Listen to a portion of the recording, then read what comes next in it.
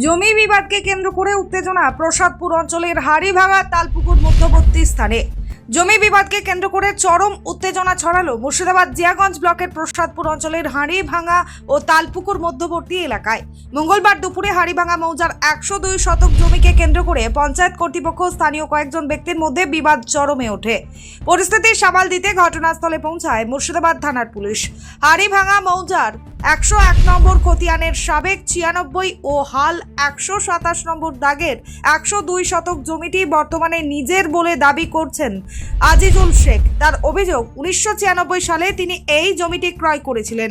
যদিও বর্তমানে জমির রেকর্ড তার নামে নেই, তবে তিনি রেকর্ডের জন্য আবেদন করেছেন। মঙ্গলবার ওই জমিতে থাকা কলা গাছগুলি পঞ্চায়েতের নির্দেশে পঞ্চায়েত উপপ্রধান ও সচিবের উপস্থিতিতে কিছু লোক কেটে ফেলতে শুরু করে। আমি বাধা দিতে গেলে দুপক্ষের মধ্যে তীব্র বাদানুবাদ শুরু হয়।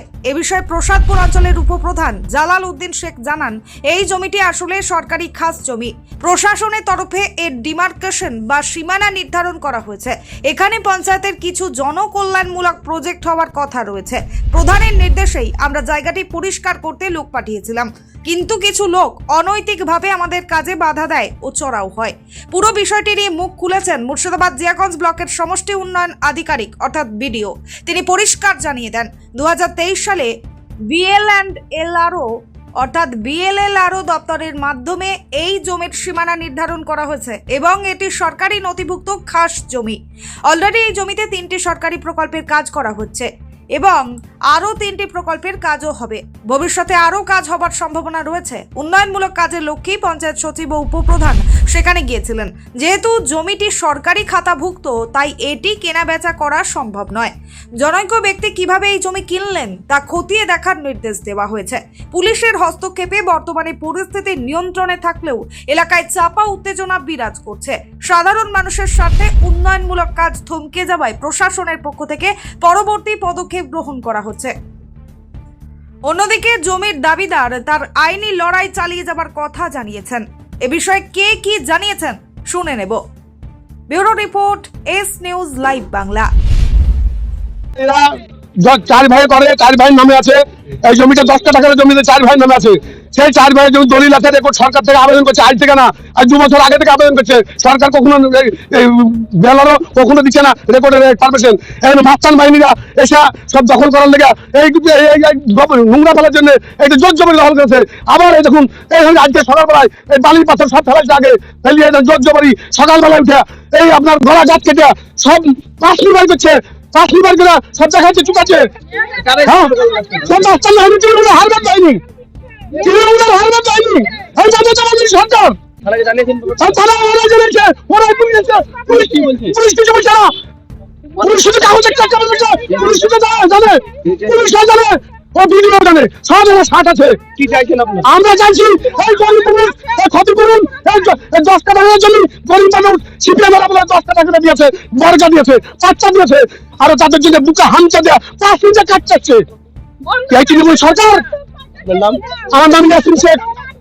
এই জমিটি আমি ভাই বলছি সম্পর্কে ভাইপো পাড়া পড়ছি। আমার বাড়ি তালপুকুর। অন্ধকার ছিল, আমাদের গালাগালি দিচ্ছে, বড় বড় পাশ নিয়ে একবারে যেমন আমরা নেমেছি আর আমাদেরকে নিয়ে ধাক্কাতে ফেলে শুধু দিয়েছে। আমার জ্বালান ছিল, ওই পাশে নিয়ে ছিল, তখন বলছে যে আমি জানি না, এখানে আমি আসিনি, আমাদেরকে হামলা করেছে। ছেলেরা সব কাজে গেছিল, কেউ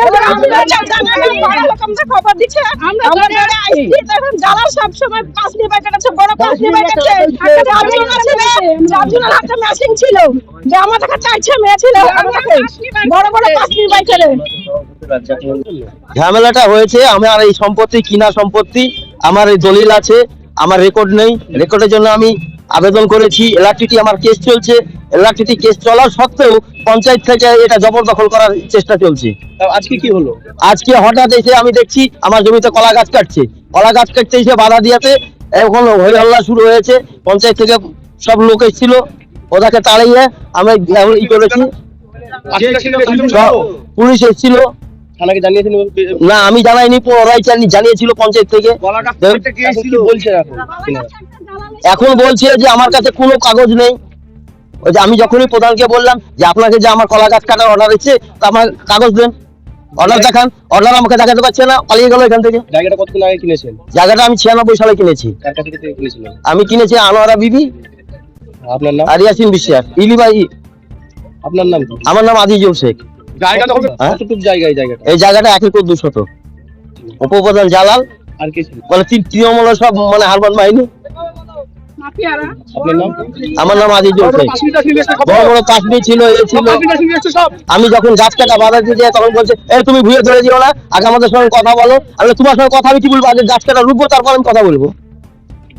জমিতে লুস্কান করাতে আমরা গরিব মানুষ, আমাদের এই থেকে সহায় সম্বল সব কাছে ফলেছে। আমরা যতক্ষণে এই বিল থেকে আমরা কিছু হয় ততক্ষণে খাই, আমাদের একটু সহায় সম্বল। চাইছেন আপনারা তো? আমরা চাইছি এর ক্ষতিপূরণ চাইছি। তৃণমূল নেতা কেন এরকম করবে?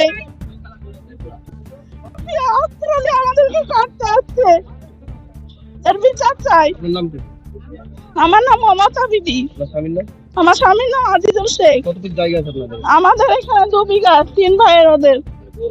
প্রসাদপুর অঞ্চলের একটা জায়গায়, সেটা সরকারি ভেস্টল্যান্ডের সম্পত্তি অ্যাকোয়ার করা হয়েছে বা ডিমার্কেশন করা হয়েছে।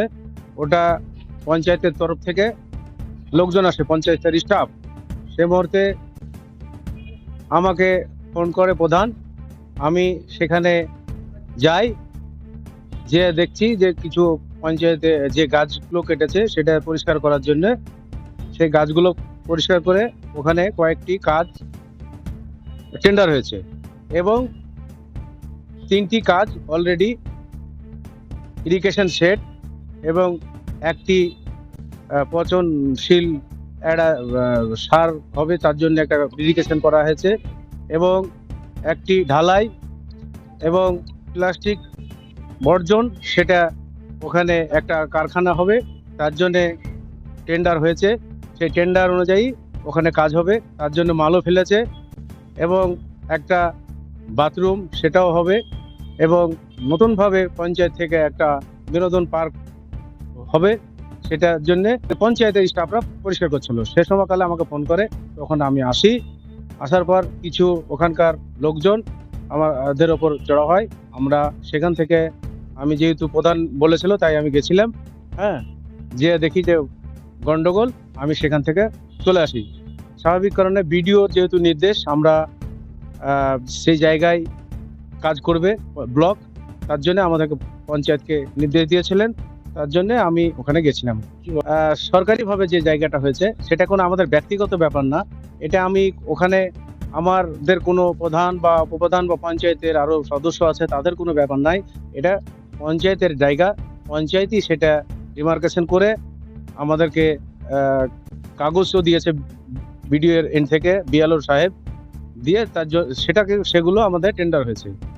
হ্যাঁ, এটা কোনো আমাদের কোনো ইন্টারেস্ট নাই। আপনারা কোনো দপ্তরে কমপ্লেইন জানিয়েছেন?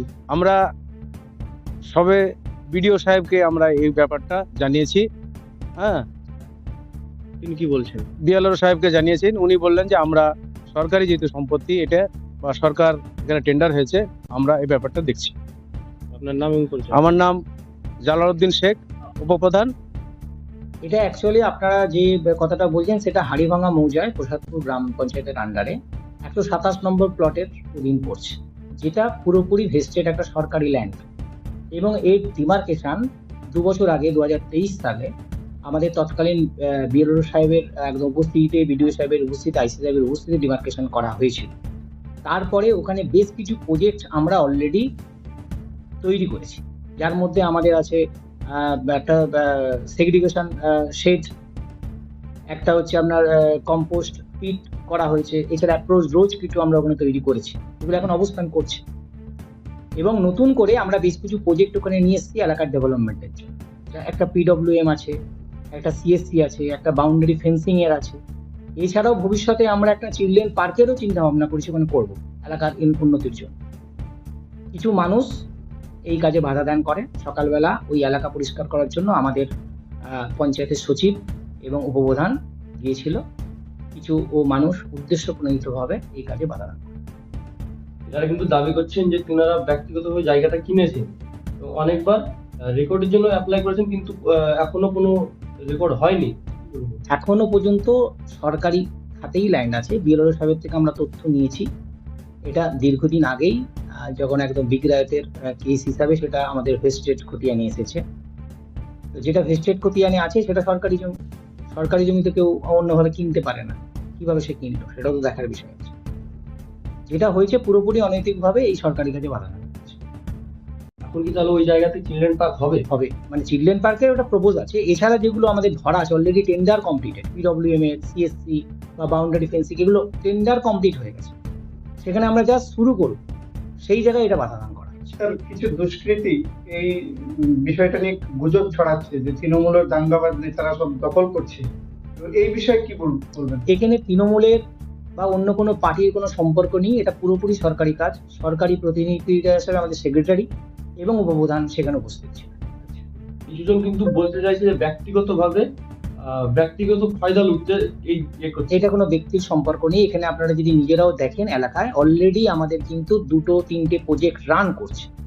তাহলে সেই প্রজেক্টগুলো তো সরকারি খাতা, এই কোনো ব্যক্তিগত কিছু তৈরি কেউ করছে না। যদি এখানে একটা পিডব্লিউএম হয়, প্লাস্টিক ওয়েস্ট ম্যানেজমেন্টের ইউনিট হয়, সেটা তো একটা সরকারি কাজ। সেখানে ব্যক্তিগত কোনো ইন্টারেস্ট থাকতেই পারে না। বিশেষ করে জালাউদ্দিন, যিনি উপপ্রধান, তার নামে কিন্তু এটা আসছে। তিনি একজন ব্যক্তি হতে পারেন, কিন্তু তিনি এখানে আমাদের উপপ্রধান হিসাবেই গিয়েছিলেন। তিনি একটা সরকারি পদে আছেন, সেই হিসাবেই তিনি গিয়েছেন।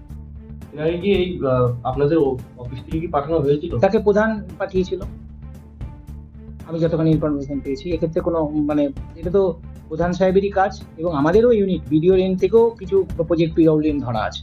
সেটাও কাজ প্রধান সাহেবকে দায়িত্ব দিয়ে আছে, প্রধান সাহেব সেটা পরিষ্কার করছে। তিনি ব্যক্তিগত স্বার্থে সেখানে কখনোই না।